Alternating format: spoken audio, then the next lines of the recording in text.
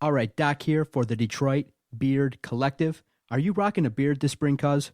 Is your beard feeling dry, scaly? Could the flyaway hairs use some taming? Does your beard have leftover food in it? You can't be rocking a beard like that these days. There's companies out there that help you groom your beard in a nice, tight way. Go to DetroitBeardCollective.com, a Detroit company that provides quality beard care products. Go to their website, DetroitBeardCollective.com, and check out the many items that they sell. Beard care sets, combs, Detroit Beard Collective t-shirts, or the very popular Beard Crate, which is a comprehensive beard care set which allows you to choose your favorite Detroit Beard Collective product, all for one great price. DetroitBeardCollective.com. Hey everybody, this is Freddie Cohen of ESPN Radio. When I'm not talking about breaking news or breaking news on ESPN Radio, I'm always a fan and listen to the Detroit Sports Podcast, and so should you. All I want to know is if you got your popcorn ready. Do you got your popcorn ready?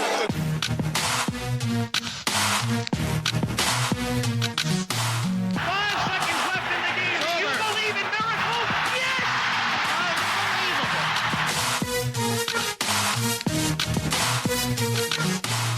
I said, are you strong? They said, I'm strong if you strong. And I said, we strong then. I'm a man. I'm 40.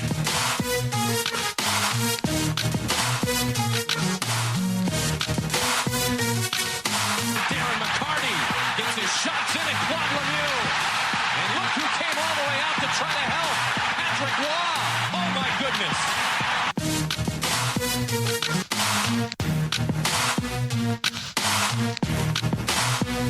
You are listening to the Doc and Jock Show on the Detroit Sports Podcast. Often imitated, never duplicated. Thank you for downloading another episode of the Detroit Sports Podcast, episode number 103. I am the Doc, John Macaroon. Joining me, a man who destroys his cell phone for other reasons, my cousin, Adam the Jock Strozinski. What's up, cuz? It's so hot outside right now. I swear, I feel like I'm swimming in my own underwear. It's disgusting. I feel, you know what I feel like? I feel like lunch meat. You ever buy that lunch meat that's the prepackaged stuff and you can just see it swimming around in its own juices? That's me right now. I'm like a piece of ham swimming in my own juices with natural flavoring. Yeah, it's been a nice start to the summer. Very nice weather, but it's been a little bit hot and humid the last couple of days. It's a little bit uncomfortable. Luckily, dude, my car the studio says 106. Wow. Yeah, last night I got into the car. It read 113 on the tab. Yeah, I didn't even know it could get that hot. Luckily, the air conditioning is working in our Sterling Heights studio. We are here to talk about great Detroit sports topics, other issues as well. Lots of big national news to get to. But how's everything been going with you, kind sir? Not too bad. I ended up going and went to the salon and got my hair cut. That felt like it was a giant ripoff. I ended up complaining to my wife about it for probably 2 days. My wife was really upset with me about it, but I just couldn't justify paying. I think it ended up paying like $58 for a half of a haircut. Oh, my God. It's just insane. Absolutely ridiculously insane. Which the doc already told you and prepared you for. $50 with tip and all that stuff too. It was insane. Oh my gosh, just nuts, man. And really, it didn't look that much different. Cause no, it doesn't look all that much different at all. She's like, "Oh, I'm just gonna take a little off the sides," and she's like, "You gotta let the top grow because I'm balding on the top." So she gotta let the top grow, and then we can sit there and we can do something with that maybe next month. I said, "All right, you get one more month, and I'm gonna come back. You better do something totally different." Like I want to leave looking like I'm a soccer player. Like soccer players have the best hair. All of them do. Half of them got lines running one way and lines going the other way. They got this cool little do on the top. It's all shaved up and nice and tight on the sides. Or they've got like crazy, just long flowing locks. I don't know. I just want something sweet like a soccer player. Okay, I'm going to try to cheer you up here with a quick funny story before we start breaking down some Lions, some Detroit Tigers. Obviously, we're going to talk about Tom Brady and the whole NFL decision. The press conference on Wednesday was outstanding. Robert Kraft got to the podium and dropped the hammer on the NFL, and it was fascinating to listen to, and we're definitely going to talk about that. We're going to play a round of the Doctors in Session. The doc is sitting comfortable. I got my Detroit Beard Collective, what do you call these things? Wristbands. Yeah, these rubbery wristbands. I love them. I'm comfortable. I'm feeling ready to rip roar. And we're going to end the podcast. We have to talk a little bit about the Detroit Tigers, but this is going to be a good podcast. But yeah, you've been telling me about what you're about to tell me about. You've been building it up since the moment I got to the studio. So this better be good. Because you put a lot into this. Oh, I already forgot that story. I forgot what that. Oh, there was another one? Yeah, there's another one. That's the second one. Tell me 2 stories. Let's Oh, go. that's funny. And you got to refresh my memory a little bit and tell me the context. But I got my car fixed too last Friday. So I picked up a Stafford magazine, got it all set, and it cost me a pretty penny, roughly about $500. I felt good though. The brakes were, whenever you have an issue with your brakes, you get concerned. You don't want to hear squeaking and anything like that. Boom, get it taken care of.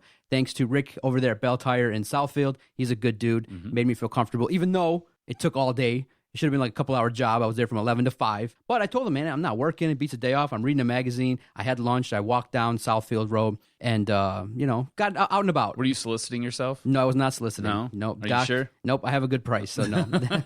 So No takers, huh? Okay, so then I get back home after it's about a 45-minute drive, and I pull up to the light, and I look to my left, and there's this nice little old lady who's about maybe 80 years old, and she's sitting there real close to the thing up front. And on some roads it goes from a 2-lane to a 1-lane. So I'm like, oh, good. I have a Mercedes. It's gonna be no problem me getting up ahead and getting ahead of her. So I'm like, okay, sitting at the light. Boom, it turns green. I hit the gas gently. All of a sudden, I look to my left. This little Taurus is zooming by me, literally like it felt like it's slow motion. And the little lady just sitting there like this, pedals it to the metal.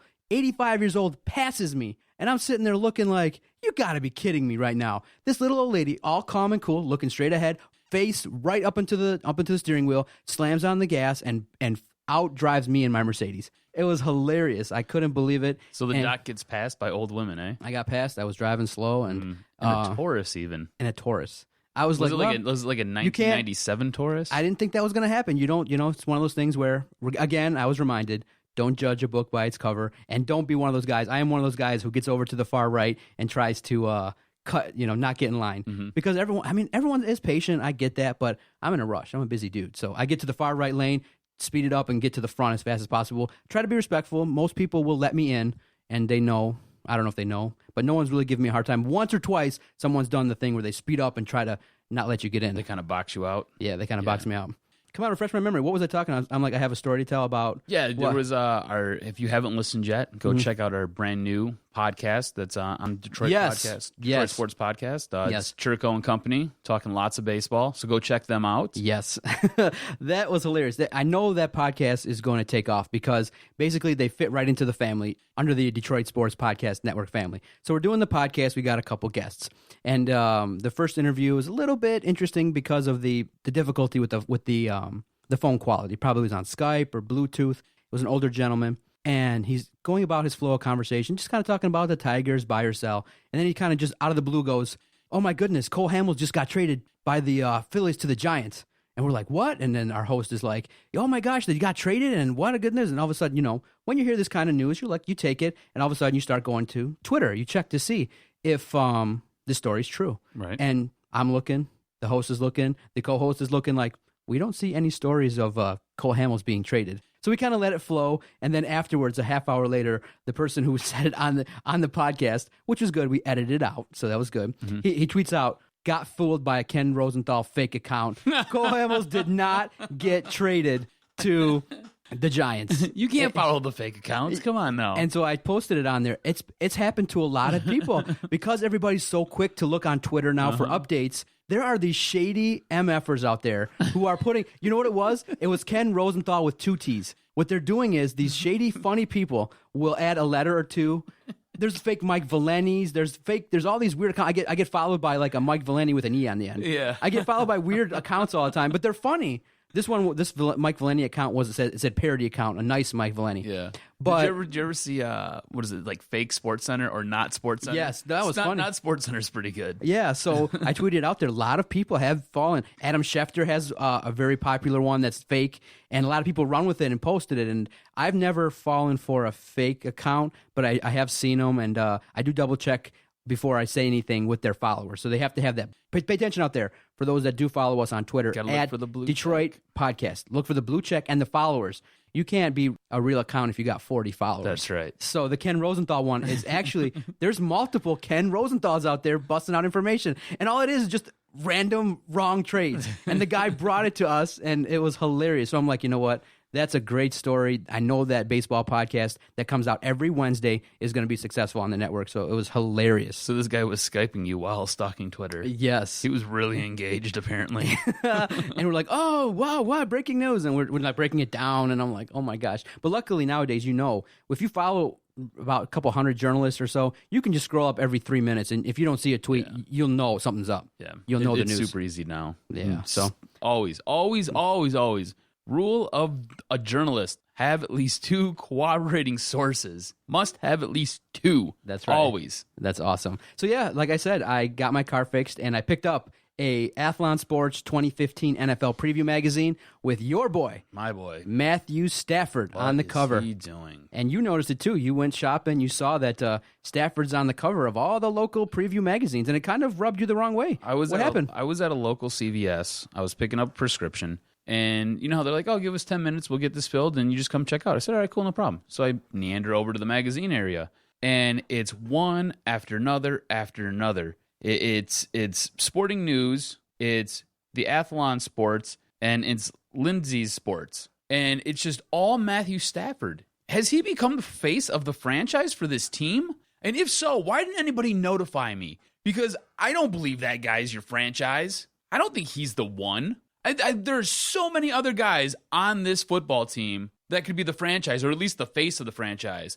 Not sit there mutton chops McGee. Come on. Seriously? I mean, I know Calvin's declining, but shoot, that guy is still a top 5 receiver in this league. And until I'm proven otherwise, he'll be a top 5 receiver in this league. You got a guy like DeAndre Levy, who is now the new face of your defense, and who is probably a top 10 linebacker in the NFL. He couldn't be on that? You have Ziggy Ansah, who had a great rookie season and followed it up really nice last year. You know, this blows my mind. Everybody worships at the feet of Matthew Stafford, and I feel like everything gets dumped onto Matthew Stafford, whether this team is going to be great or not. Last year, Matthew Stafford was essentially a game manager. Hey, just don't turn the ball over and don't put us in a bad spot. You know, we might call on you to maybe throw the ball downfield, but just don't hurt us. That's what he was. He was a game manager last year. How is he your franchise? How is he all over the face of everything? What a dick.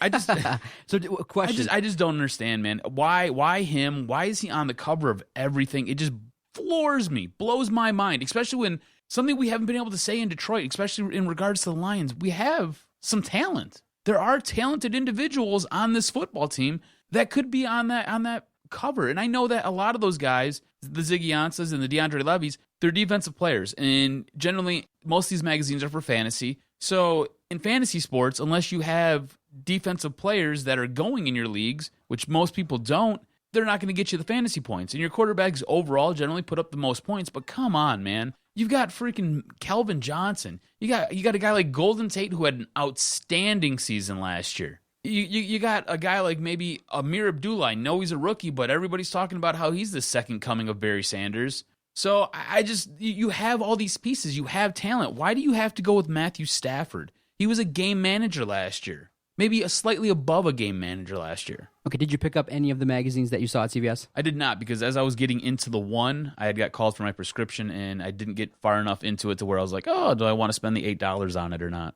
I get your point. I get your anger. And yes, there's definitely plenty of Detroit Lions that could be on the cover. But you have to realize this. There's certain positions that are marketable, that are easy, that make it very simple for people that work in magazines and sales and marketing and advertising. So the dude at the Photoshop desk, he was just sleeping at his job, and he was like, random pick of quarterback, throw it on, let's roll. You put it out there. You sent out a tweet at Detroit Podcast, and someone noted, Abe in Southfield tweeted us back and said, listen, these are local editions, and they're going to put on the face of the team. And you asked, should Matthew Stafford be the face of the Detroit Lions? Right. He's very well paid, well compensated. He is a clean-cut guy. He's got a good reputation. Why not market him? When you look at advertising and marketing, you look at what's going to drive sales. The quarterback position is going to drive sales. Even though Matthew Stafford hasn't had too much success on the field, he's polarizing. In that if you bring up Matthew Stafford, you're going to get an opinion either way.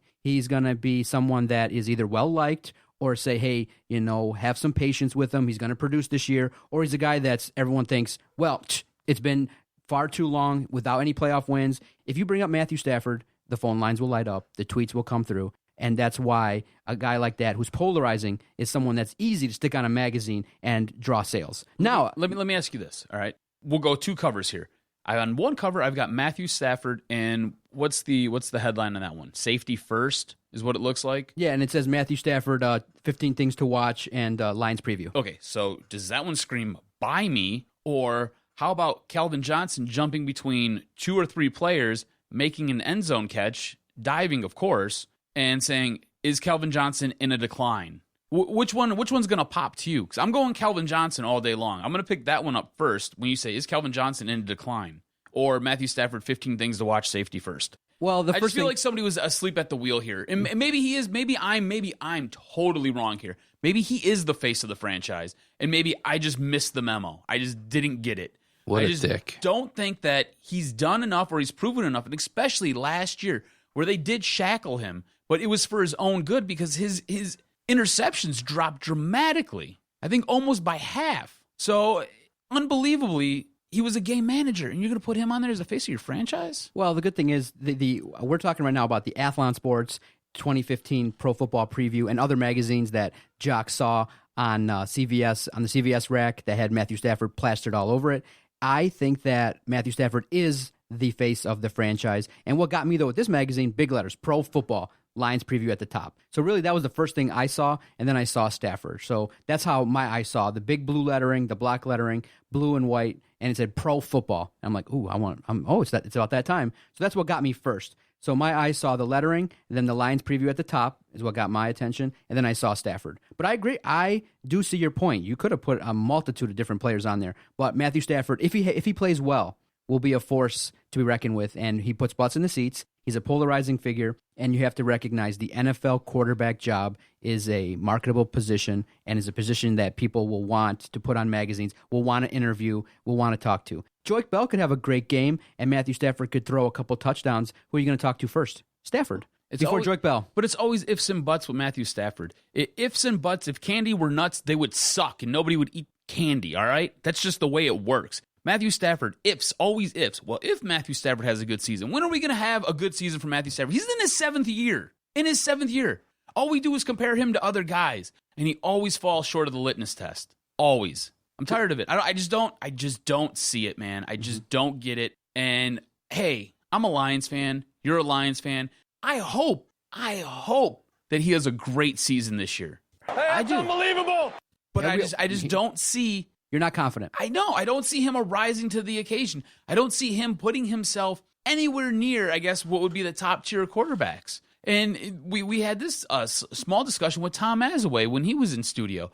Matthew Stafford is basically bottom of the 2nd tier, like the very bottom. After him, it goes to the 3rd tier. He's like the lowest rung. So I don't even see him putting himself in a spot where he could be considered in the top of the 2nd tier, much less the 1st tier. He's like a watered-down Joe Flacco, just with like bigger sideburns and a little bit chubbier face. Come on. Yeah, this is a make-or-break year. And I think this is the year where fans will jump off in droves if he doesn't have a good season, if he doesn't at least take them to the playoffs and get a victory. Because now, because of last year's 11-5 season, the Lions are poised. They're poised to have a good season based on the changes that they've made, but the schedule is tougher. It shakes out the breakdown with the home and away schedule as being a little bit more difficult. So you and I won't be surprised if they have a 4 to 5 win season, and we won't be surprised if they have a 9 or 10 win season. But what we want to see is Stafford take that next step, elevate himself to be a consistent quarterback that can get this team wins in the playoffs. You can't have the number 1 overall pick be a quarterback, I think Calvin was number 2 pick, be a wide receiver, and not have any playoff success. That would be ridiculous. And so that's why a lot of people are going to be excited to kick off football, because the Tigers are struggling still, and we're all ready to kick off football season. So inevitably, when the players return for camps and workouts, stuff like that, the media starts asking, hey, what is your preseason expectations? What do you think? Are you guys as talented as some of the best teams out there? And boom, right away, the Lions fall for the bait each and every year. You know we've done this podcast a long time. 103 podcast episodes when we're talking about the same thing in the preseason a couple years in a row. It's like deja vu. Yeah, cornerback Darius Slay, when asked if the Lions were as talented as the Seattle Seahawks, He said, we've got the same kind of talent they got. They ain't too much different. They got a pass rush. They've got DBs. We've got DBs. They've got backers. We've got backers. And he said, we were one of the best defenses in the league. I mean, we're number one for like, I don't know how long, until the last few weeks of the season. We can be like the Legion of Boom. And those words coming out of his mouth, I don't know, see, that's why I can't be a journalist. I would have started laughing like right then on the spot. I would have been like, what'd you just say? You, the Detroit Lions defense, can be like the Legion of Boom? All right, sir. What were your thoughts when you heard that? I know I chuckle a little bit. I can't take it seriously. You had one good defensive year, one, and that puts you on the status of a Super Bowl winning team, the caliber of which has been talked about as being the best all time. Come on, Darius. Come on, my man. What'd you think? I like the gusto, but now is not the time. Now, you cannot come out and say this after you had one season where you weren't, by the time of the end of the season, you weren't even the number one ranked defense. You were in the top 3, but you weren't number 1. So I love the gusto. I love the way Darius Slay has kind of evolved into his own, and he's becoming a very good cornerback. But shut your mouth. Shut up. You and Tomlinson, just shut up. You don't need to say anything. You don't have to. All right? Just say, hey, I'm really confident in our team. I think we're good. I think we're going to be really competitive. Expect something similar to what you got last year. You have to remember, last year, you lost probably the number 2 defensive lineman in all of the NFL. He went away. He's not here anymore. The guy was a disruptive force. On top of it, he was mean and nasty, and he permeated all throughout that defense, making everybody else on that defense better. You don't have him anymore. You now have an oversized Haloti Ngata, which is fine and will be a decent substitute, but Haloti Ngata is not Ndamukong Suh. Not at all. They're totally different. Haloti Ngata is not as impactful as what Ndamukong Suh is. So don't give me this crap that, yeah, we're just like the Legion of Boom. We're going to have a number 1 overall defense just like those guys. Those guys have been doing it for 2 and 3 years now. When you start doing it for 2 and 3 years and you're that effective and you get to play for the Super Bowl, or you maybe by chance luck up and you win one in my lifetime, then you can talk like this. Until then, shut up. Zip it. Nobody wants to hear this from you. And go win games. And then... What a dick.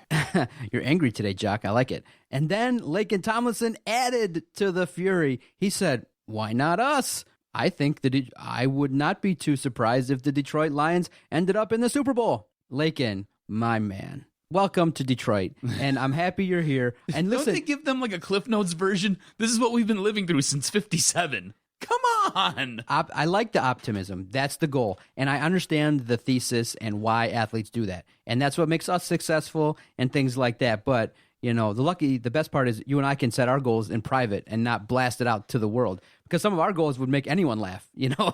And I'm sure you think, like, Doc, are you serious? Those are your goals? But now, the Lions' ultimate goal. That's what you want to be when you grow up? The Lions' ultimate goal is to win the Super Bowl as an organization. An athlete's goal is to win a championship for his team. Everyone knows that. Unless you're, like I said, only in it for the money, only in it to build up your portfolio financially. Very few are in it for that. It's a great perk of the job. Very few athletes are in it just for the money. Some you can notice, you know, are about the money a little bit above championships. Albert Hainsworth. But we all know your goal is to win a Super Bowl. But the Lions organization hasn't come anywhere near it since 1991. So it's been an uphill climb. So Laken needs to know that, and he should really go, I would say, sometimes we go back and forth whether we want these guys to be PC or we want them to be real.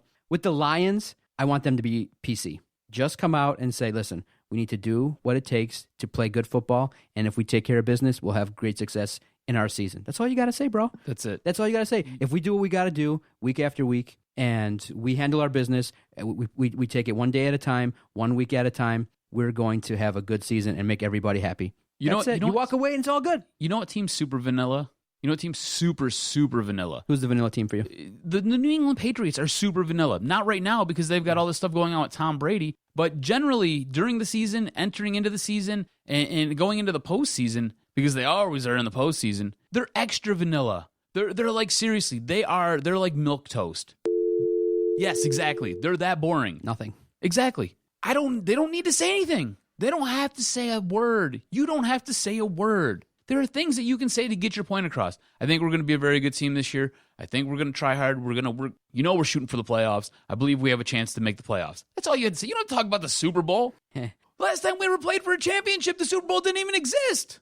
And they always It's been that long. And they always come back with the same old line. Well, we weren't here during all the struggles. I'm a new player, and I want to bring in my own flair, my own style. But listen, when a team hasn't had success, the Lions are one of the few organizations that have never even been to the Super Bowl, Lakin. So you have to kind of get yourself used to what's going on, work hard, and then talk later when you have success. I just feel like the Lions are that kid that had low self-esteem, that gets a little bit of success, get that first job, that make a little bit of money, and they start puffing their chest out, and, they have to kind of prove it to themselves because as an organization, the organization's self-esteem has to be a little bit low. So they always got to be like, look at us. We were top 5 defense. Look at us. We can make the Super Bowl. Look at us. We got the number 1. We got a decent quarterback. Look what we did last year. We won 11 games. Great. Don't you remember the last time you had success? The following year was a complete disaster. So we all know that. So that's why when these guys come out and do that kind of stuff, it raises an eyebrow and it makes you think, okay, they're not really just yet ready to handle the success. Just handle your business, put your nose to the grindstone,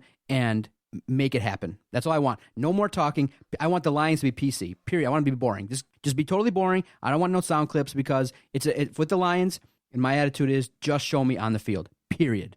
What was the stat? In the modern era, they have never posted back-to-back winning seasons. Over 10 games, I think. Yeah. The only one, yeah. In the modern, come on. Like, you guys have a litany of just failing. And I'm not saying this year is going to be the same because I really think maybe when we were talking about who the head coach should be, I think maybe we got it wrong a little bit. It really seems like this coaching staff has everything under control and seems to know what they're doing. And these players seem to believe in this coaching staff and trust this coaching staff, which is something we could not say about the previous regime. Oh, man, you're bringing back all my thoughts before. Remember what we said. Jim Caldwell, gatekeeper coach, and I'll stick by it. Gatekeeper. He's going to help you get to that next level. He won't be the head coach that takes you to the promised land. Gatekeeper. That's possible, but at least this team believes in him. They think he's their leader. He thinks he's the one who's going to get them through. And I guess that's good enough for me. So maybe they will be a productive team this year. Maybe they will win more than I think when we sat down, when we went through the schedule before the draft. We both had them at 7-9. So maybe he will get them to 9-7. Get them into the playoffs. Maybe they'll sneak into the playoffs. But until you start putting back-to-back winning seasons together, let's not talk about the Super Bowl. Let's not do it. To wrap up the Lions talk a little bit, you and I both have kind of texted back and forth, have kind of noticed our Lions are a little bit of daredevils. Stafford did a little bit on his honeymoon, a little bit of extracurricular activities, some extreme sport type stuff. DeAndre Levy is sledding down volcanoes. He's what is it? Was he the player that was walking on the airplane? He was. So what are your thoughts about these Lions and their daredevil activities? These kind of should be raise an eyebrow a little bit. Get on the field, especially for Levy in a contract year. You want to be safe and sound. And the fact that he is, as we said before, the face of your defense. He's the one. He's the guy. And he is set to make a fortune because he's played so well the last 2 years. He comes out, he has a really good season this year. Expect him to get just buku dollars from the Lions because they don't want him leaving like Ndamukong Suh did. I think it's insane. I go back to when Ben Roethlisberger was in that motorcycle accident. I mean, when that came out and just you're like, what are you doing? Like, you make millions of dollars. You are part of a franchise. If you are not the franchise, you're at least an essential building block for that franchise. DeAndre Levy obviously is a thrill seeker, sitting there walking on airplanes, sliding down volcanoes. I mean, these are things that you don't need to do. You absolutely don't. I mean, we have pitchers in this state that get hurt playing Guitar Hero. I mean, do you really need to be sliding down a volcano, man? No, absolutely not. Not this close to the season either. You want to do it when the season ends, when you guys lose to the Cowboys. You want to go do it, blow off some steam? Sure, knock yourself out. You at least got 3-4 months to recover. You don't want to do that 3 or 4 weeks before you're in camp. What are you doing? You know what? To play football, it takes someone with a mindset of being a little bit reckless. Just can't be hurt, though. Got the God complex. Yeah, so, and it's one of those things where when the football season ends, remember, it's a long time. The Lions end their season early January, all the way till about June. You're not really doing a whole lot but working out. So how are you going to fill that need, that excitement, that thrill? It's hard to just turn it off. You and I can sit here and say, well, why is he doing it and all that? But, they need to fill that void that's left at the end of a season, because a lot of players will say once that season ends, it takes them a little bit of a while to kind of decompress, get back to being a normal citizen, and then you got to fire it back up. So as long as they show up to camp in good shape, it's all good, and I'll be happy with it. And it should not be something that they need to be a little bit more cautious, and it's something that, get it out of your system and get your contract, play well.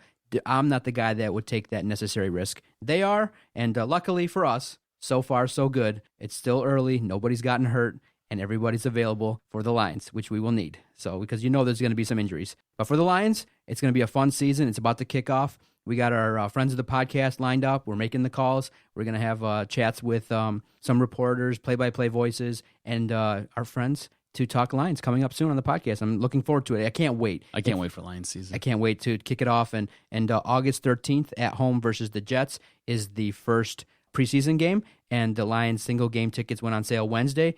The tickets for the Lions are going to definitely be a hot commodity. So if you go buy tickets, go to DetroitSportsPodcast.com. Check out the ticket section. We work with SeatGeek, and they're a great ticket provider. So check it out during the season. DetroitSportsPodcast.com. Can I tell you something real quick before we go to break? The one game that I'm looking most forward to is Week 10. Who's on the schedule? Week 10, we go into Green Bay. Ooh. We are coming off of a bye week. Green Bay is coming home, I believe, from Carolina. They play Carolina Week 9 in Carolina.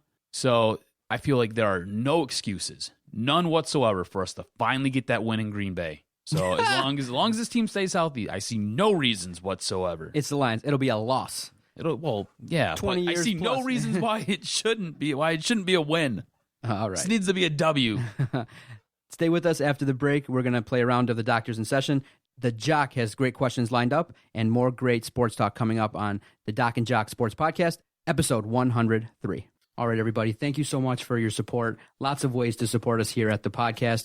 If you like what you're listening to, if you enjoy the podcast, if you want us to continue to provide great content every Monday and Thursday, if you want us to continue to take phone calls, just go to our website, DetroitSportsPodcast.com. Click through those banner links. Lots of great online deals. I know everybody that's listening likes to save money. DetroitSportsPodcast.com. Click through those banner links, bookmark them, and every time you shop online, nothing extra happens. You get charged no more money. But when you shop online through DetroitSportsPodcast.com, they kick us back a little something, and we can continue to provide great content. DetroitSportsPodcast.com. We greatly appreciate it. Yes, sir.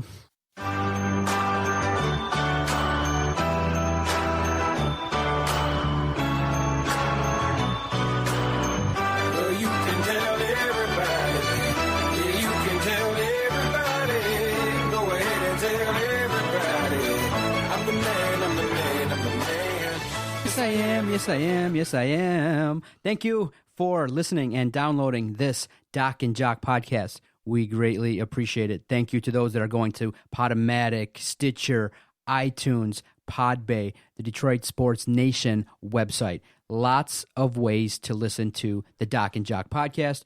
I believe our podcast ranks up there. We do a great job. And the one thing you can say, very consistent. Week after week, every Thursday, there'll be a podcast from Doc and Jock. And we love feedback. We love those who say, hey, I've been turned on to your podcast by my friend.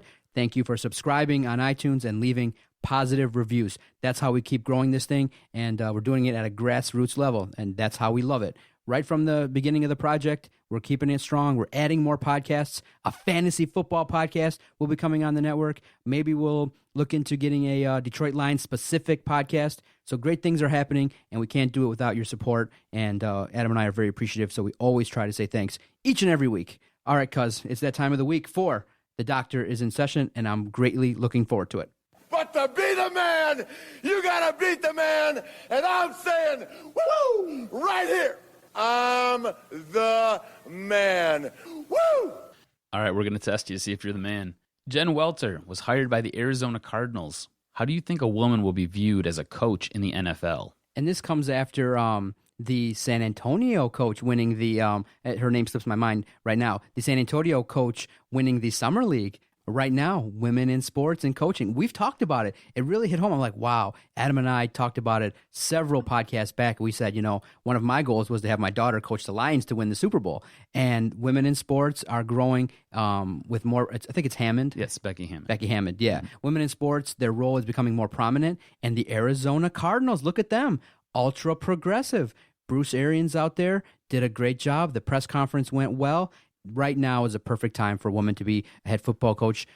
She's stern. She looks like she's garnered a lot of respect. And I don't think in this day and age, there's going to be very few people who just automatically command your respect. You can't, for your brand, you can't for PR sake, be disrespectful to a woman as a football player. Now, it may and is likely to occur. We're not going to put our heads in the sand behind the scenes. But if there's players stupid enough to tweet things or say things to her, they're going to be gone real quick, because you can tell now that the Arizona Cardinals are serious. I don't think that Bruce Arians is doing this to make PR. He's doing it because he honestly believes that Jen Welter is going to be a successful coach. And that's all it's about. I wanted to get to a point where it's not about gender. I want it to be about the fact that, hey, Bruce Arians went out there and got a good coach, and she happens to be a woman. But right now, it's new, and everyone's going to be talking about how are the players going to handle it? How are these guys going to be respectful? How is a man going to handle taking orders from a woman? And that goes to the gender-specific nature of our society. Can men at this point in time take orders from a woman? Yes, we're at that point now. We're at that point now where women are gaining inequality each and every day. And so this story really, in all honesty, didn't surprise me, because we talked about it. We knew it was coming. You knew it was coming because the issue came to our attention when Becky Hammond was hired for the Spurs. We started saying, hey, how are these guys going to handle her presence for the Spurs? And look at that. She coached them to I know the summer league's not a big deal, but she did a good job. And Becky Hammond potentially is going to be probably on a fast track to be a coach rather quickly. And hopefully this Jen Welter has success. But like I said, her role right now is going to be, like I said, I think linebackers or working as assistant. She's an assistant. Yep, and an assistant. Essentially what Jim Schwartz and like Thomas Dimitroff, I guess even Bill Belichick at one point, that's how they kind of started their careers. They come in as an assistant, and then if they flourish, they get moved up to coordinator. Yeah. Or position coach. Position coach and then coordinator usually. So all credit for the Cardinals. Let's hope she has great success and she can be a trailblazer for more women to come. It's going to happen. All right. So on Tuesday, it broke that the NFL was going to uphold Tom Brady in his 4-game suspension. Tom Brady has come out and rebuffed a lot of this. Robert Kraft has come out and had some very harsh words regarding the NFL and where he put his allegiances and his trust. What are your thoughts on the Tom Brady suspension being upheld, and how do you think this is going to play out? Juicy story for the podcast. I mean, it made it very easy for us to plan. Very interesting stuff. And so just to lay out the facts, right now, the suspension was not due to Deflategate. The suspension, the 4 games, was handed out because of the thoughts from the NFL in their investigation that Tom Brady did not cooperate fully. And that's the reason why he got suspended, is that the NFL players are required, when there's an NFL investigation, to comply 100% with the investigators. And the NFL reportedly said that Tom Brady destroyed a cell phone, which now we are getting Facebook commentary, which was interesting and fascinating in and of itself. And like, hey, I got Facebook, I got a page, I'll put out my complete rebuttal and statement through Facebook, which I'm thankful you put up there on our Twitter page at Detroit Podcast. I read it, and he did a good job defending himself, saying, listen, I got a new phone. I am not going to do things that are new because I'm in a union. I gave the information that I did, and that's what happened. And then on Wednesday, Robert Kraft really added another layer to the story, saying, listen, I'm kind of thinking that the NFL reneged on our deal. And I think that he thought that by him saying that he wasn't going to sue the NFL, that Roger Goodell was going to automatically reduce the suspension. And he kind of said it early on. He said the NFL, even though they've investigated a lot of players, has reduced suspensions. That's what I don't get, because you have a guy like Le'Veon Bell, who was caught smoking weed, and his suspension then gets reduced from 3 games to 2 games. You have a guy like Greg Hardy, who we talked about it last week, extremely abusive towards his girlfriend, tried choking her, tried to kill her, threw her onto a bed of assault rifles, and his goes from 10 games to 4 games. Mm-hmm. So now you're going to sit there and you're going to politic with Tom Brady, and you're going to keep it a 4-game suspension based upon what? Where you've essentially gone ahead and you've reduced everybody else's suspensions, but you're going to play hardball for this one? Listen, Roger Goodell is a lawyer, and by all accounts, he's a damn good one. So I think that he has some information that has yet to be released that is potentially could be the smoking gun. The reason why the NFL is not willing to bend with Tom Brady is I think they're starting to take a stand and say, listen, Tom, you're not above the game. We ask for this information, you give it. Tom, I think the league is thinking, well, Tom is kind of playing lawyerese a little bit, kind of using semantics, giving us a little bit of information, not at all. Oh, your cell phone happens to be destroyed rather close to the time we need the information. But when you look at it, the NFL could get access to the records of the individuals that the texts were sent to. Exactly. So just get those out. Kwame Kilpatrick. Put it out there. So, with the NFL, though, when you look at it as a whole, this can't be good for PR. So even though you may want to take a stand against Tom Brady, this happened in January. This is now the end of July going into August. We're still talking about it. For the NFL's sake, I think that they should possibly consider resolving the issue with Tom Brady, because if he takes this to court, then you're going to have potentially guys like maybe Bill Belichick, guys in the organization showing up into court testifying during the season. It makes no sense. Just reduce the suspension. But the issue is, though, Tom Brady wants it all gone. So Tom Brady's putting up a big resistance, and so that's why maybe the NFL is like, you know what? If you're not going to cooperate with if you're not going to give a little bit on your end of the deal, we're going to go forward and make you prove that you were innocent. But for me, personally, I don't view Tom Brady as a cheater. I don't have anger towards him. I'm always of the opinion most athletes think about taking cuts and a little bit of shortcuts. If you're not cheating, you're not trying, kind of an attitude. They think about it. Some may go through with it, some may not. A lot of quarterbacks quickly came out and said, oh, we've done it. Jerry Rice happily volunteered that he used Stickum. Athletes all the time are saying, oh, yeah, I did this, I did that. They're happily saying it to trying to gain an advantage. I think this issue should be resolved. And it's a pissing contest between two guys with big egos. Tom Brady's like, okay, I'm going to take you to court, let it ride and see what happens. And the NFL is like, okay, you didn't cooperate with us. Let's go. And now it's going to be fascinating because Tom Brady is basically saying, I didn't do it, prove it. And if it is proven that he did it, it's going to be on the scale of the big time lies, like who's the bike rider, Lance Armstrong. It's going to be along the lines of a scandal like that, year-long lies, and I didn't do it, and oh well, okay, maybe I did. You don't need that. Resolve the issue, and let's move on. It's 9 months. This is too much. All right, moving on. What are your thoughts on the happenings in Toronto? Wow. As they amass a bunch of big names. They've got the likes of Brendan Shanahan, Mike Babcock, and now former New Jersey Devil president Lou Lamoriello.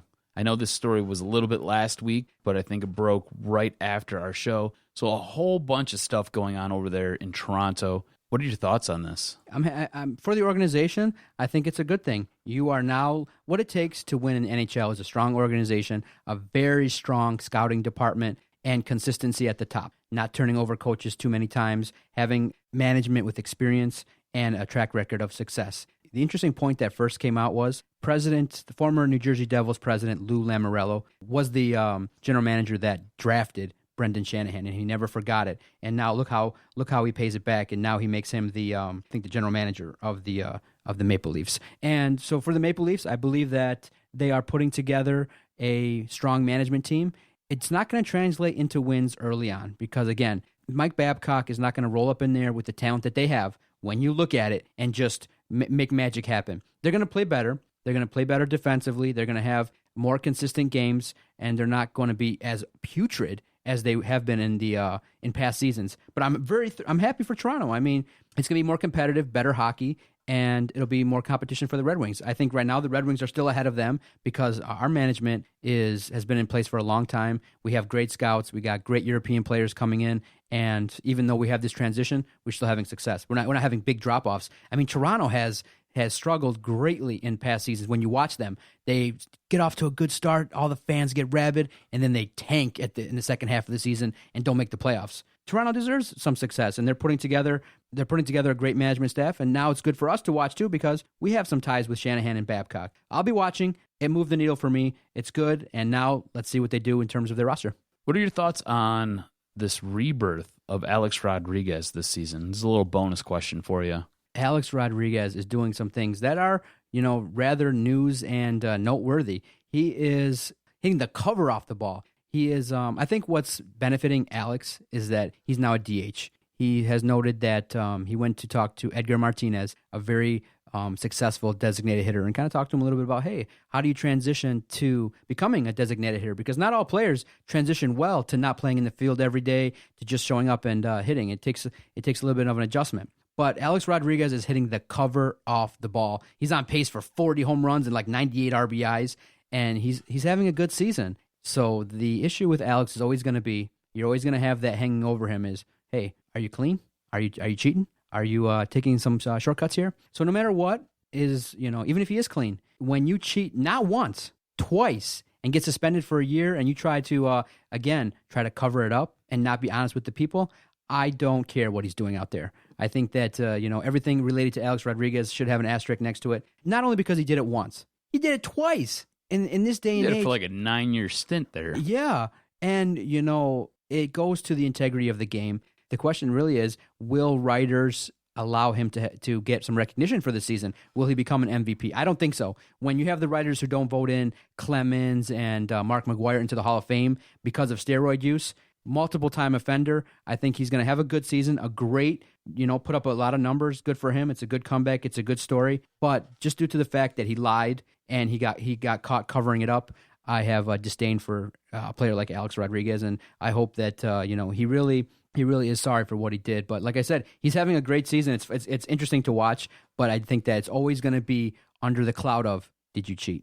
What about if he was to join your anemic Tigers?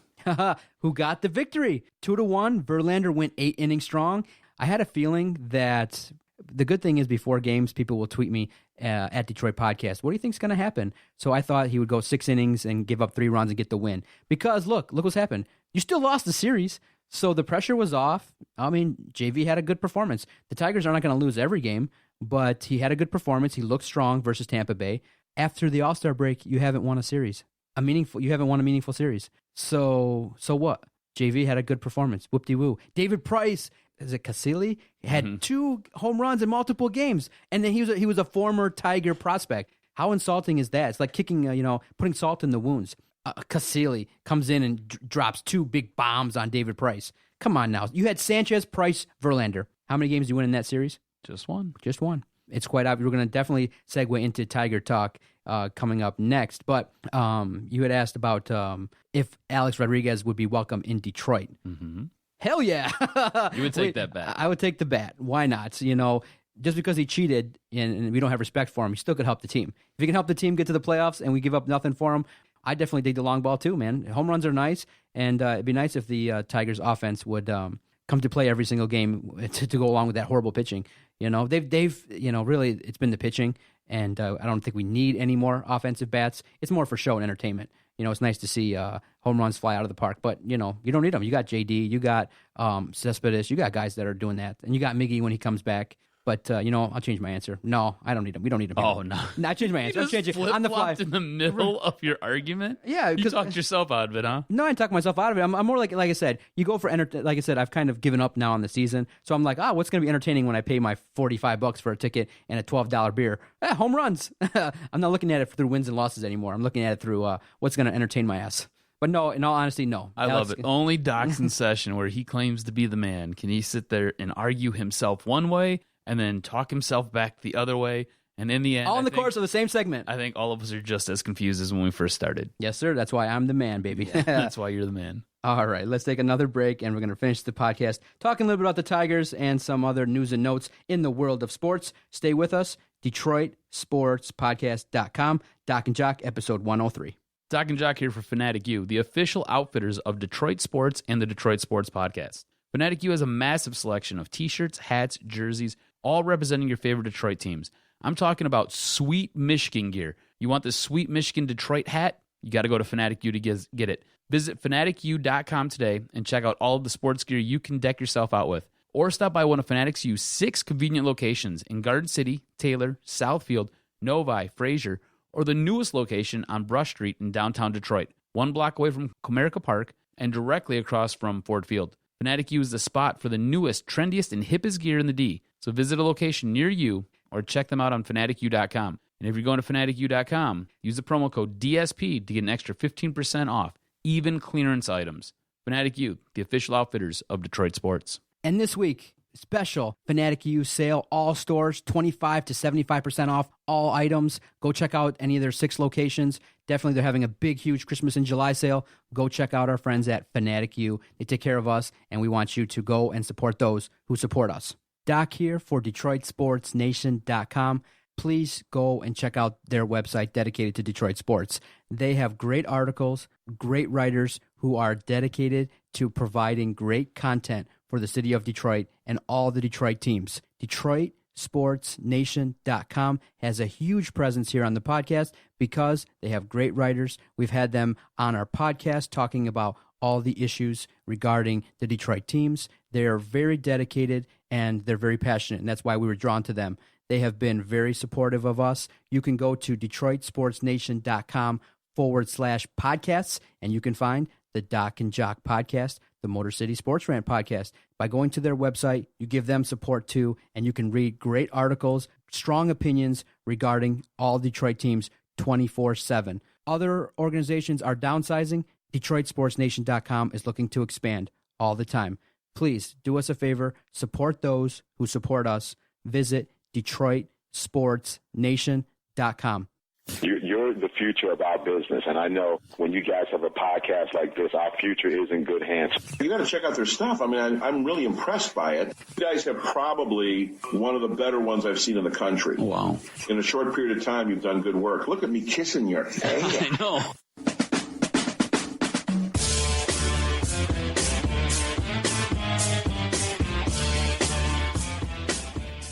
Let's get into some Tiger talk here. Our anemic, brutal, self-destructing Tigers. Come on, wake up. We got to win versus Tampa Bay.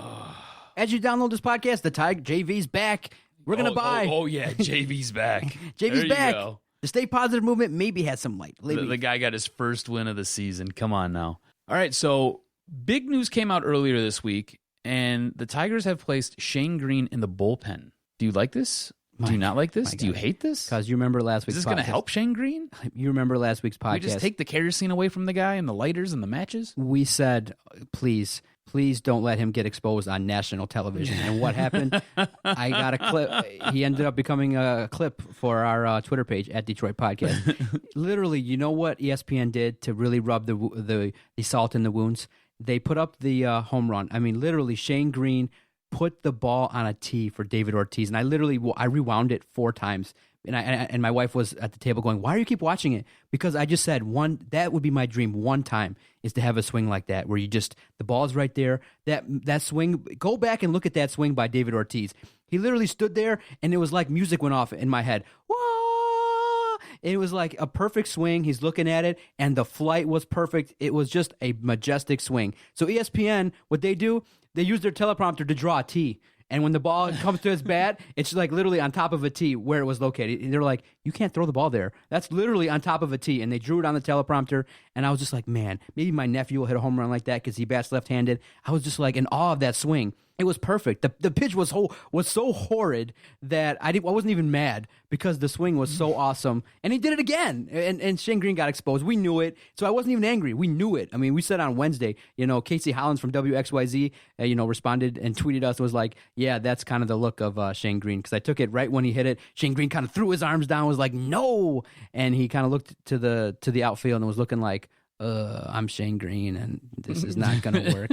And I'm like, you put him in the bullpen. Yeah, that's really going to And it's a way to hide your errors right there. I mean, our bullpen's horrible, so you're just going to move another horrible pitcher in there. It just makes it even 2 times as Brad's horrible. The best. He's like, maybe he's only going to have to face their batters just once, and he can have a chance to kind of keep the ball down and get us some outs. Maybe he can be our, 8th inning guy. Some confidence on this guy. Yeah, maybe he can be our 8th inning guy with 2 outs and runners at first, second, and third, and he'll be the guy I count on. That's my guy. Bases loaded, 8th inning. We're in a 1-run game. I'm going to Shane Green. Yeah, Shane Green's the guy you want in there. I'm going to Shane Green. And bases are loaded. We've got 1 out in the 8th. I'm going Joaquin Soria because he's the only one decent with a pulse in that bullpen. It's Alex Wilson and Soria. That's all. That's all we're confident seeing now. Don't worry, you've already burned up Alex Wilson in this scenario. oh, look, Buck Farmer's been recalled again. Yeah. I think he's been recalled like 5 times. I don't know if he pitched today. We're doing this podcast. I don't know if he pitched versus Tampa Bay. But every time I hear Buck Farmer's been recalled, I get like twitches and like, oh my God. When he goes out there, he gives up 4 home runs. And I'm like, Buck Farmer's recalled. They're like sending Kyle Ryan up and down the minors.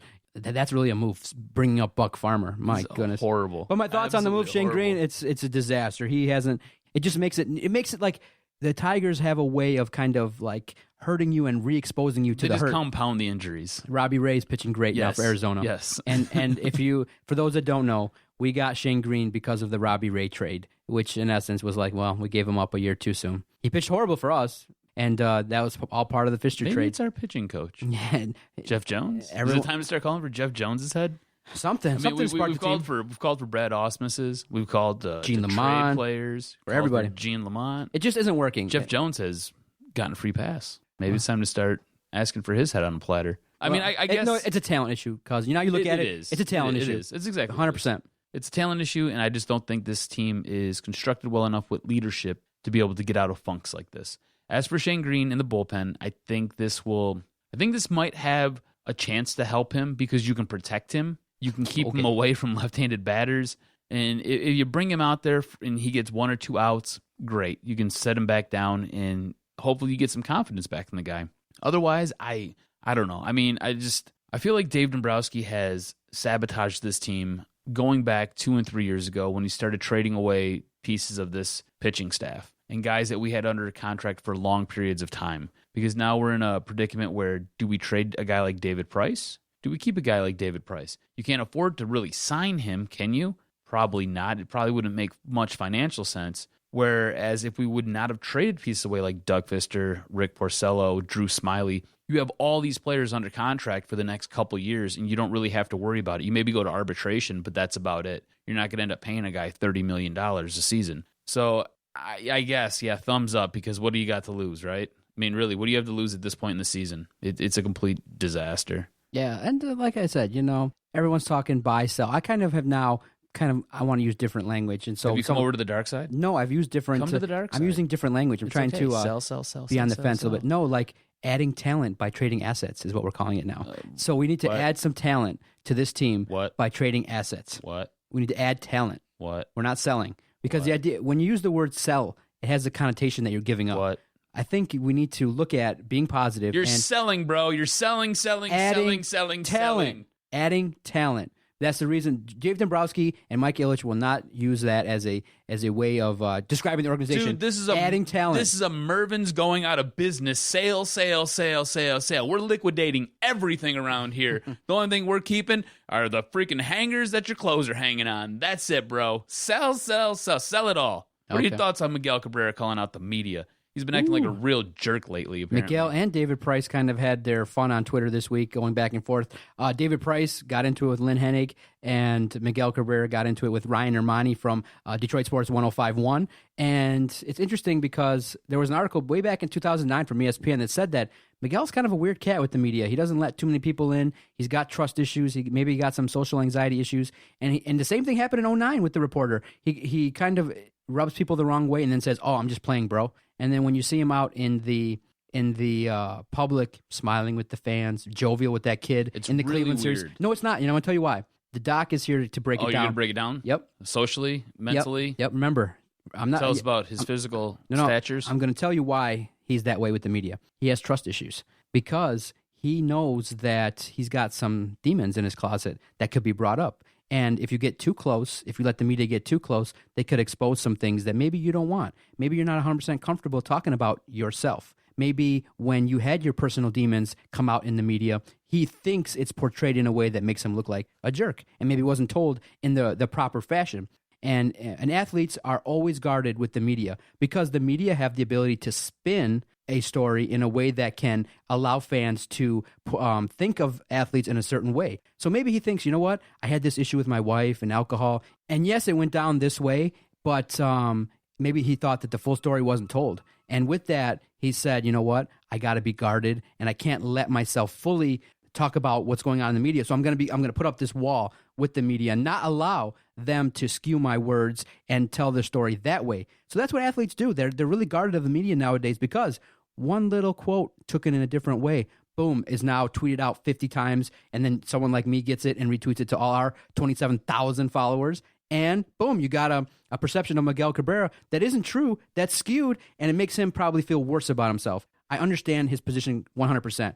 I just think that he needs to be real with the media. And the way you handle it is you always start off being that way. Just be open and honest, be yourself, and either go two ways. Either be real all the time or PC police all the time. But you can't be wishy-washy. And right now, he can tell sometimes he's in a good mood and he'll be jovial. And sometimes words come out that like he'll blast the music when the reporters are doing things. He's kind of being a little bit expressing his frustrations with the media. He just needs to be comfortable and lay it out there. And the media, and people understand, listen, if you're real and you're genuine, people will see through the slanting and the writings of a reporter. But he is uncomfortable talking to the media. He doesn't trust them, and that's why he's guarded, and that's why he has these antics with the media in town. You need to know that. But here's the deal. If he goes and he sends all these tweets over Twitter, one, you come off looking like a real jerk. Two, they're your words, so you can't even go back and say, hey, this was twisted. That was you. That was you being a jerk. And then when you do these things in the locker room where media are trying to capture sound for either a before game or after game, or trying to capture sound for an article, and you're in the background hooping it up and screaming obscenities and acting like a jerk, everybody can see through that and knows that you're just being an ass. This has been an issue with Miguel Cabrera for quite some time now. Quite some time. And I don't know, maybe he does have demons in his closet. Maybe that's the issue. But at some point, you have to start acting like a grown-up. He acts like a spoiled child is what he acts like. And that's the way he behaves. When a reporter comes up to you and says, hey, can I get some of your time? Can I do a story on you? And you say, I don't know you. You're never here. You're this. You're that. And then you go and you follow it up with a Twitter rant at the guy. You come off looking like the biggest jerk ever.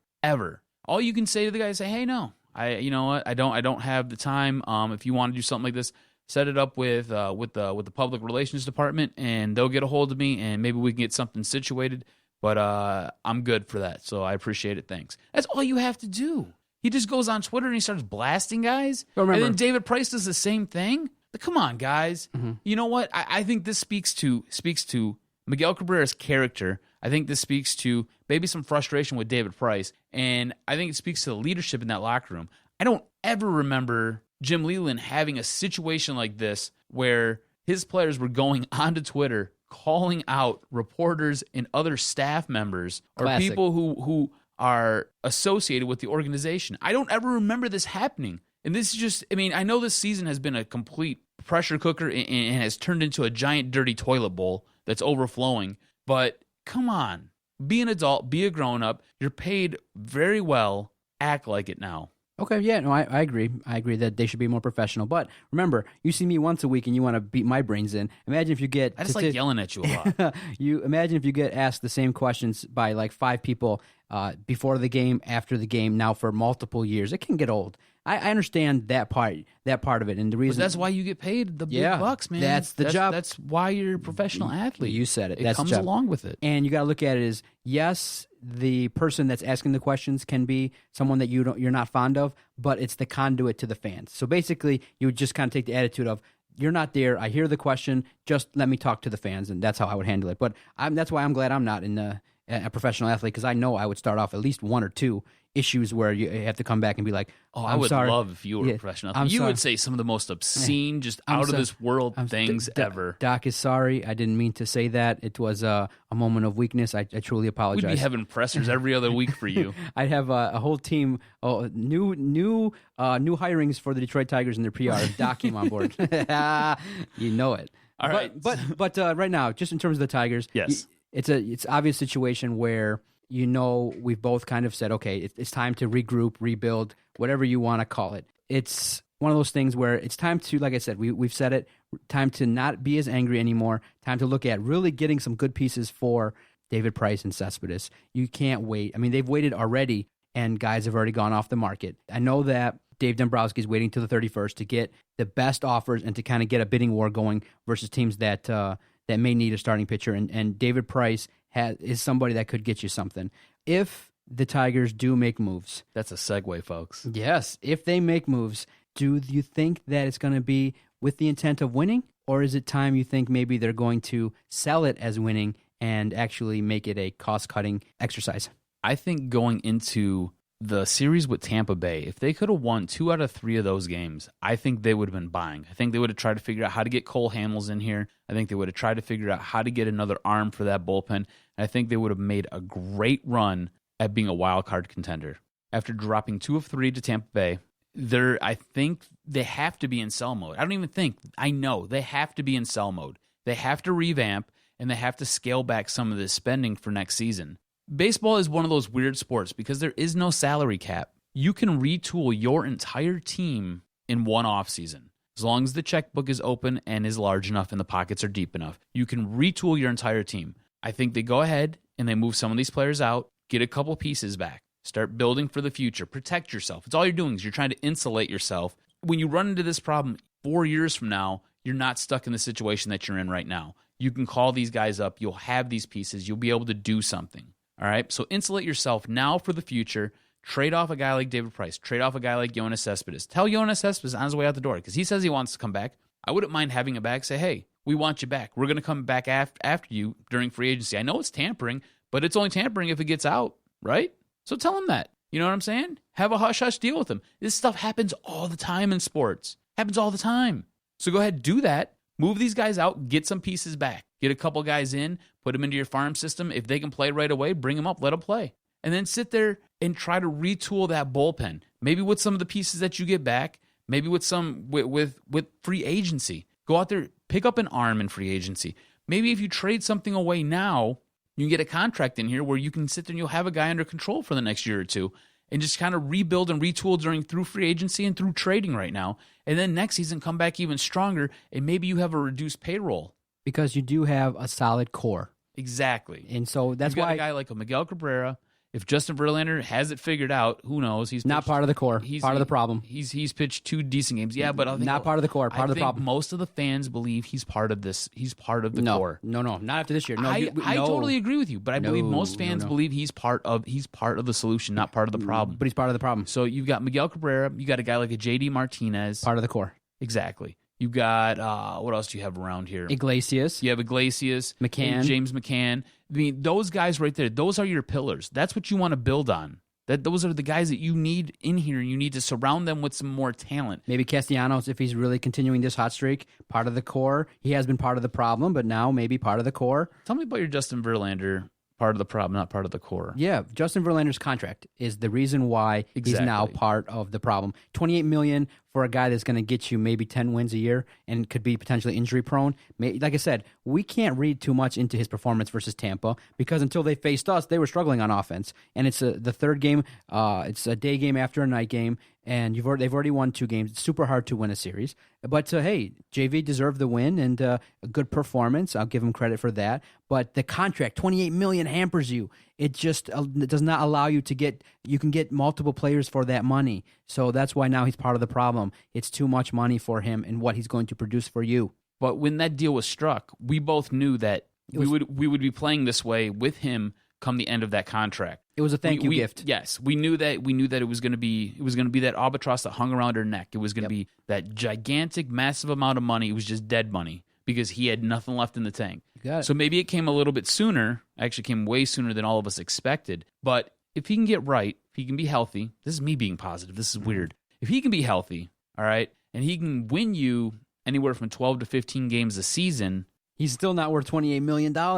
He's the reason why, because you have to deal with that contract. Because that was what you knew you were gonna get this contract. When Illich, Avila, Dombrowski put the names on the table and they got their board and they got the salary cap situation, or they got the salary and what they're willing to spend and the budget, they go, oh, JV slotted for $28 million, Kinsler 16, Sanchez 16, Miguel 30. That's a lot of money. Those guys alone I just named equal what Houston's entire payroll is for the whole year. 5 guys. And now remember, you're going to have to now renegotiate JD and guys that are performing. His last 2 game stats. I don't even know why we're arguing about this because I don't like this guy any more than you do, but whatever. You've got me in a corner here. I put myself in the corner.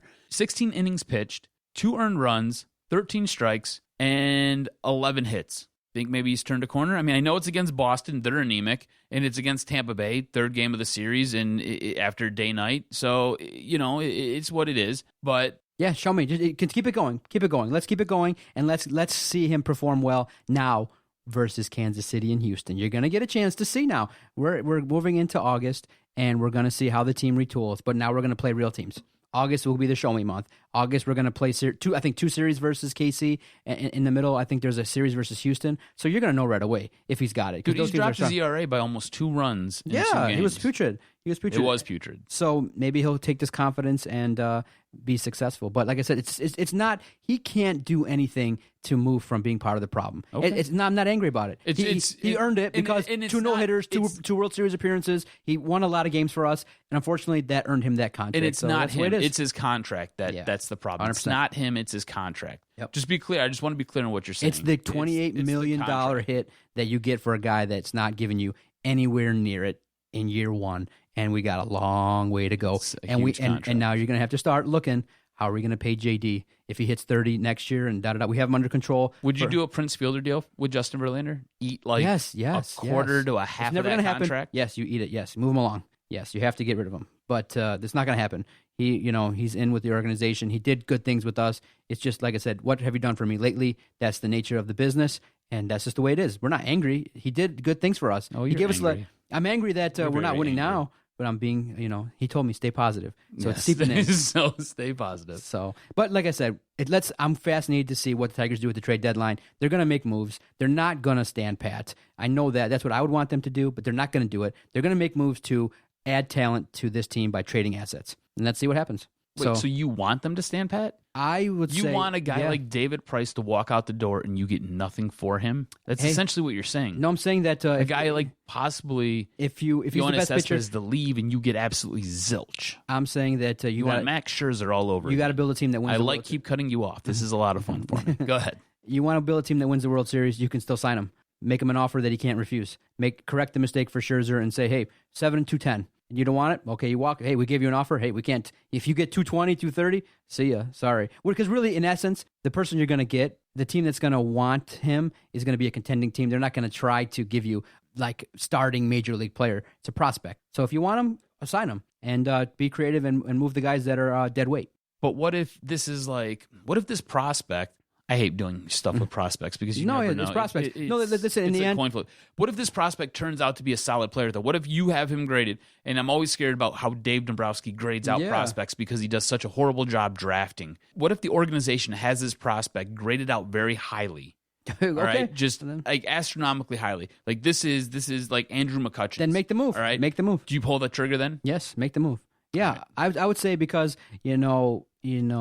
in order for us to sell, we're going to have to give away pieces that are going to help the team to get players. And so for us to buy, it doesn't make sense because we're not a World Series team. So just kind of ride it out and retool next year. Sell. That's what they're going to do. All right, what do you got on tap this weekend, cuz? You have big UFC fights? I have no idea. Baseball? I really want to talk to you about UFC. I want to talk to you about UFC 190. It's going to be taking place this Saturday at 10 in Rio de Janeiro. And there's been a lot of talk about this. Ronda Rousey is like taking no prisoners. She's very upset at, Betha Correa. Mm-hmm. She's like super pissed at her and just has been talking all kinds of smack. Like she wants to inflict maximum damage and a lot of pain. Generally, Ronda Rousey is in and out of her fights in 2 minutes. I think that might be her longest fight. Don't blink. She's in and out like forever. She sat there and she came out and she said, I let Miesha Tate hang out with me for 2 rounds because I wanted to inflict more damage on her. Like Ronda Rousey is one of those chicks that you don't want to meet in a dark alley. She wants to absolutely kill this girl. She wants to kill this chick. Like when I say kill her, she wants to beat her face in. Like that one person you hate that much, multiply it by 10. How do you see this fight going down, man? Because like I'm kind of interested because Ronda Rousey's been like all over ESPN. She's been on Fox. She's been everywhere talking all kinds of smack about this girl because Correa has been taking jabs at her, taking jabs at her family, taking jabs at her personal life.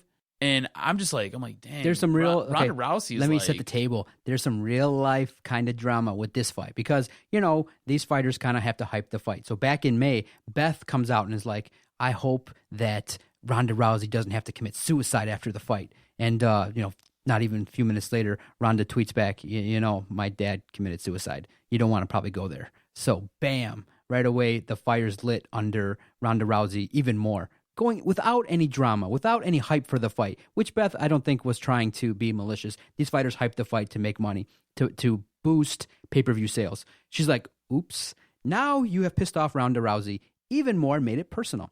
So she's going to get, Beth, if you want to see an ass whooping, watch the UFC this weekend, and it's going to probably take place in the first round. Is Ronda Rousey winning? Ronda Rousey says she wants to keep her around for at least 2 rounds just to keep just inflicting pain. No, I don't think so, because doesn't want to win. Yeah, she wants to hurt her. Yeah, she does. But it'll be a first round armbar. She will dominate. Ronda is the best woman fighter in the world. She is marketable. She's all things great for the UFC, and she's now got to start looking at what is she going to do outside the ring, because she's marketable. She's in movies. She's slowly becoming my favorite. She's awesome. She's a bad girl. Dude, that's a bad girl. And she talks a lot, but she backs it up. And she backs up. And then the blast she gave Floyd Mayweather was on par with the ESPYs. That's on par with smack talking Hall of Fame right there. So she holds things in, she remembers it, and she unleashes it at the right time. Look for a quick fight. Look for a dominating performance. If she wants to keep her around, fine. But look for a finish by armbar, and it'll be worth it for sure. And, a lot of people are pirating UFC here and there. There's lots of ways to get it without paying for it. Doesn't do that. No, I don't do that. But I kind of follow along on Twitter. It's real fun. But it's going to be a good fight. Beth made a big mistake. She didn't know her Ronda Rousey's history. She made a huge mistake unleashing Ronda's fury. She's going to get dominated. It's going to be a fun watch. So definitely check out the UFC. The UFC is always a good watch typically. And the fights and the cards the last few times have been bloody, brutal, and good stuff. So it's gonna be a fun weekend, good sports weekend. The Tigers are playing. We'll still be seeing how they adjust. Tigers are still playing. The Tigers are still at it, and keep your eyes peeled on Friday. Yeah, keep your eyes peeled. 4 o'clock's the trade deadline. Yeah, we'll be paying attention for sure. Look for them to. What did you say it was? Look for them to trade, and look for the Tigers to trade assets to gain more major league talent for this roster. Trading assets for talent. We're trading. There we go. For more talent. For more talent. There you go. This was supposed to be a talent-laden roster when the season started. What's it got you? We'll see. Hopeless dreams and dry hands. That's been another episode of the Doc and Jock podcast. Thank you for downloading. Tell everyone you know. And also thank you for following us on Twitter at Detroit Podcast and all our social media platforms, Periscope, Instagram, YouTube, Facebook, our Twitter page. Just search Detroit Sports Podcast.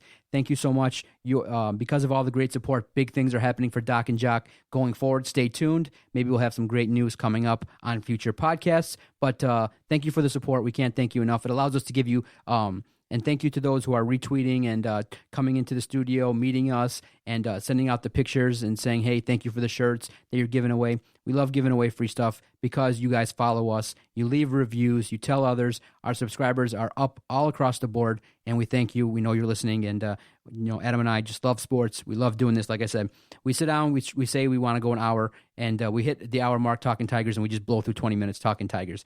So we love it. This is nothing. There was nothing else we'd rather be doing. We love doing these podcasts. Thank you very much. Thank you for downloading. Tell everyone. Visit our website, DetroitSportsPodcast.com. For the Jock, Adam Strozinski, I am the Doc, John McAroon. Peace out. See you all next Thursday. Go Ronda Rousey. And all I can say is Detroit Sports Podcast scores. I have voices in my head. They counsel me. They understand. They talk to me.